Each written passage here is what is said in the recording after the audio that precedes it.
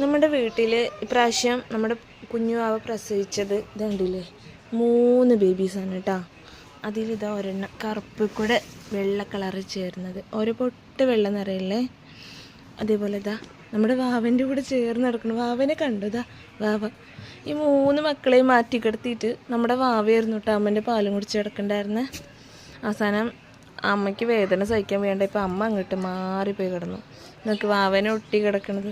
ഇപ്പോഴൊക്കെ വാവ ഉറങ്ങുമ്പോൾ അവരുടെ കൂടെ കിടക്കും കേട്ടോ. വാവയ്ക്ക് കളി വിചാരം തുടങ്ങിക്കഴിഞ്ഞാൽ പിന്നെ വാവ അവരെ പന്ത് തട്ടിക്കളിക്കുന്നമാതിരി എടുത്ത് തൂക്കിയിട്ട് തട്ടിക്കളിക്കില്ല അവരുടെ പരിപാടി. അല്ലേ വാവേ? വാവ നല്ല ഉറക്കമാണ്, അതുകൊണ്ടാണ് വാവ മിണ്ടാതിരിക്കുന്നത്. ചിക്കോക്ക് 2 ദിവസമായിട്ട് പനിയാണ്. ഇന്നാണ് ഇപ്പത്തെ 2 ദിവസമായിട്ട്. ഇന്നത്തേക്ക് സമാധാനമായി. അതന്നെ പറഞ്ഞു, ഇന്നലെ ഇന്നും 2 ദിവസമല്ലേ ഉള്ളൂ. ഇന്നിപ്പത്തെ സമാധാനായി.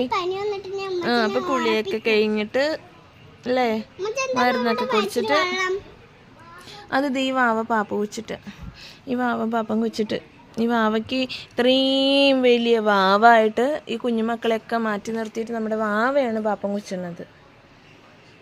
അവളാണെങ്കിലോ ചോദിച്ചാൽ ചെറിയ കുഞ്ഞു കുട്ടിയെ നോക്കുന്നത് പോലെ വാവേനെ നക്കി കൊടുത്തിട്ട് പൊന്നാരിച്ച് കേടുവരുത്താണ് നമ്മുടെ കുഞ്ഞിപ്പെണ്ണ്.